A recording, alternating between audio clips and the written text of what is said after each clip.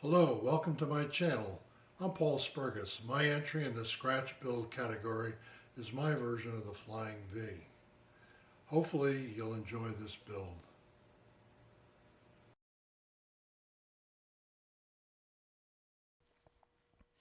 I appreciate the simplicity of the original Flying V guitar. They're very rare and cherished. I wanted to expand upon the shape and came up with this using various woods.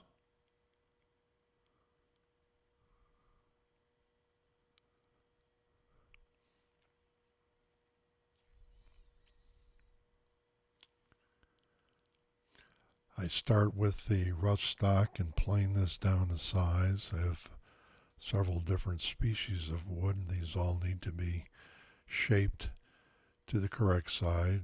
They're then joined and glued together to form the raw planks that will be used for the machining operations.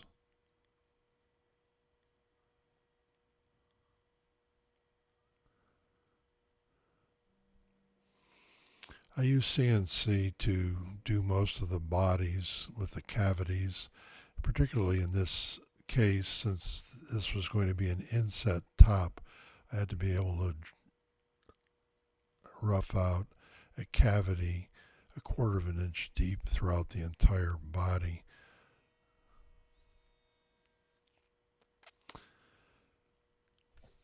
The back was a separate piece, was glued up using black walnut and white oak.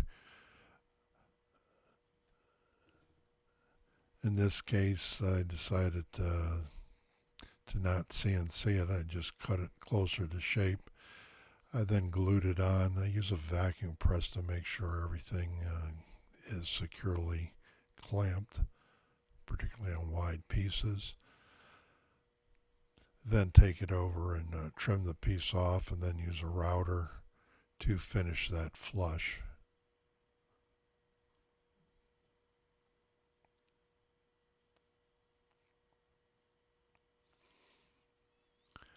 I find that the CNC is helpful on many issues, but sometimes certain operations just seem to take much longer than can be done by hand. So now I have this blank side. This is just before the edges are all routed. Here I'm going to make the laminations for the bindings. I came up with my own little jig. It's spring-loaded, similar to what seen on Stu Mac. What I found was that if you put acetone in the syringe and inject it, it coats the areas fully. This is really a pretty messy operation for sure, and I had to do quite a bit of binding in this case, but this really worked out quite well, and I had no areas which were not thoroughly glued together.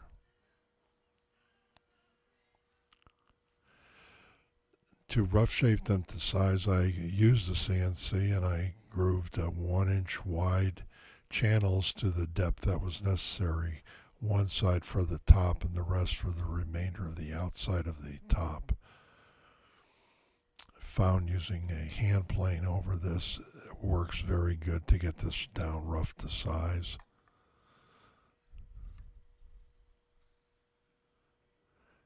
And it's also pretty satisfying to use that tool. It's a great feeling just to curl up those pieces of plastic.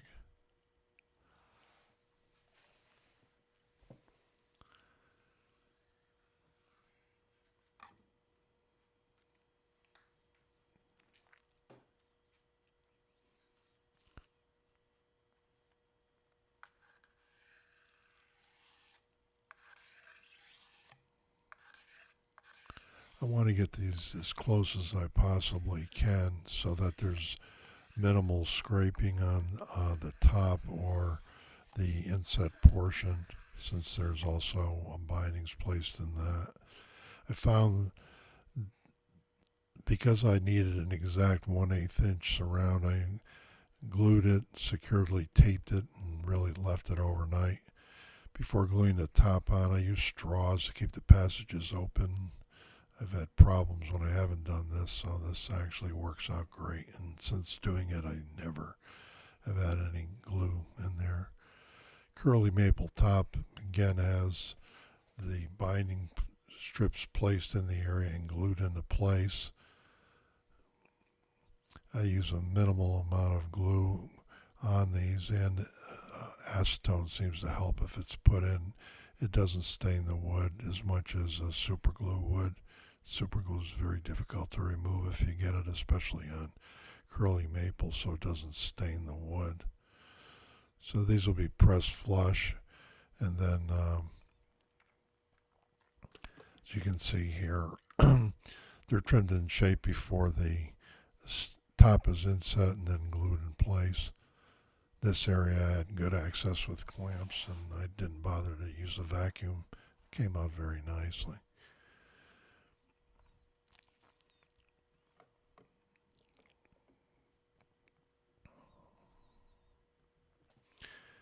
To protect areas that are going to be scraped, I'll put down blue plastic tape as much as necessary around the area. I use a pretty generous amount. I don't want to make it too big so there's residual left, but I really don't want to scratch the maple. Then it's a whole bunch of problems trying to get that to look right, or may have to actually do it all over again.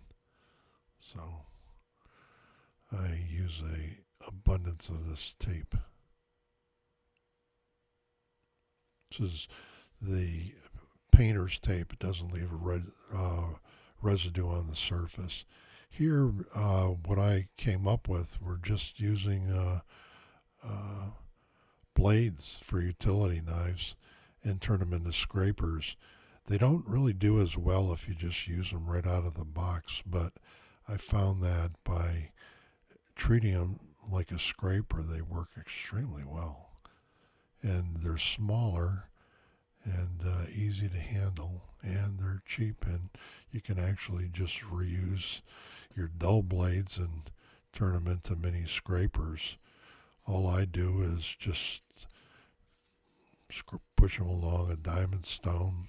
It's actually about a medium grit, and they work very well. And whenever they stop scraping, I just hit it again, and they seem to last forever. Next, glue up the neck. I usually laminate all my necks to keep the laminations, especially during glue up, from just going all over the place. I make the neck billets a little bit longer, and I drill 1/4-inch holes all the way through, and then place wooden dowels through these. In the early days, I actually put metal dowels in and found those to be a real problem around machinery and my saws. They do is really align the area well so it won't shift and move all over when you're trying to glue up these pieces and get them as close as possible. And the dowels, you can cut right through them. They won't harm any of your woodworking tools. Then, as normal with all these operations, clamps. I've got tons of clamps. Most of these are from Harbor Freight. They work really well, and they're very inexpensive, so you can go crazy and buy yourself 20 or 30 of them.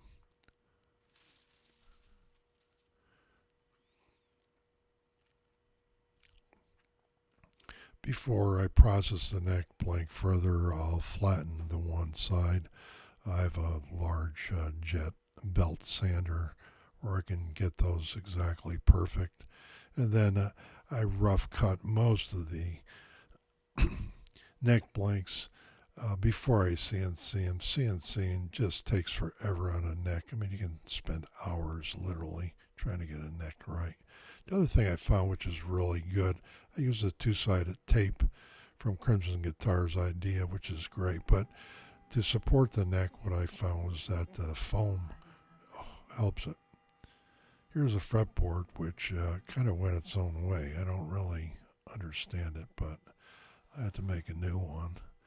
And I didn't have any more of whatever that material was, so I decided I'd use some maple that I had. This is the standard .0236 bit. I go really slow with these things, otherwise they just break and you have to do it all over again. The neck blanks are left a few thousandths oversized so that they fit the pocket. I do this intentionally. I don't want to take a chance with the wood moving, expanding, contracting, that it wouldn't fit in the holes. This looks like a wreck, but here it is smoothed out. After I'm done with it, I round over and camphor all my neck joints. That gives action everywhere. And I extend the bottom further so I have actually more glue material. I've taken apart a few of these, and the neck never fails. You really have to just destroy the body to get the neck out.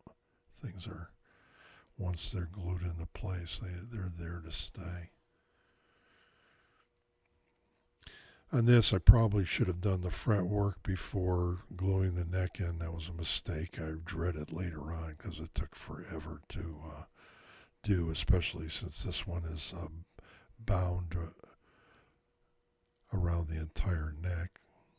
This needs a little bit more cleanup on that joint, but it's at this point there's still hours and hours of sanding to go on it, so that'll all work itself out at the end. Truss rod has been the channel's been done. Some of these may look a little out of sequence, but that's the 1/8 inch channel all around to accept the binding. It's a really nice piece of curly maple there. Well, I decided it looked nice, but it was kind of bland, so I decided how I'd jazz it up a little bit. So I stained this center section. I used an Angelus red dye. This thing is really neat, but the problem is you really, before you start messing with it, I had to put a few coats of polyurethane on it.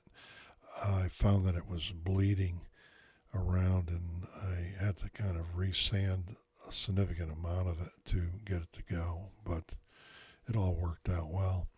Here I'm using Solaris wood filler. Stuff is great because it's activated by ultraviolet light. So you put it on, you put it out in the sun for about 2 minutes, and it's totally, thoroughly cured, and it sands beautifully. It's like a dust, so it's very easy to bring up your surface so it's nice and smooth with that material. From there, it's a move to the painting area. I use a 2K urethane on things. It locks everything in. It can be repaired. It's hard as a rock. This is a little turning jig. I stole the idea from, I think it was Texas Toast Guitars. It works really good. And it allows good action all around, and really had no problems. I think I've done about 6 guitars with this jig.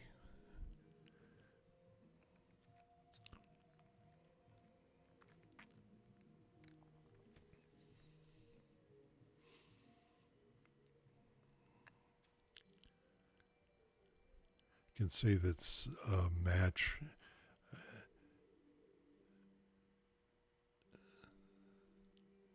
Stands out nicely, the contrast between the maple. All time for electronics. I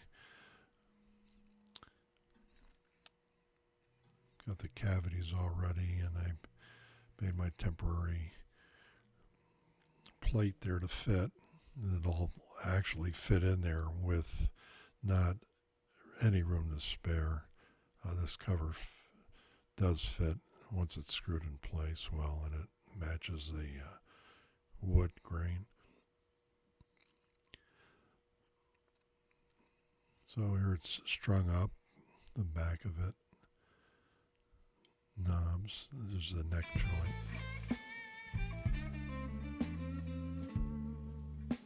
This bunch of little blues licks I learned off the internet. Certainly nothing original.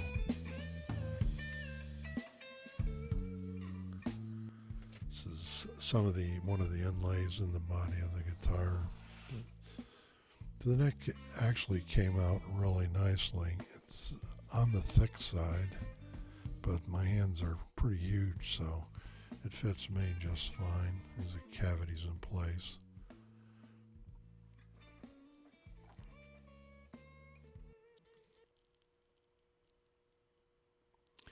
Well, thanks for watching. Hopefully you can subscribe, vote, comments. I appreciate all comments and respond to all. Thank you.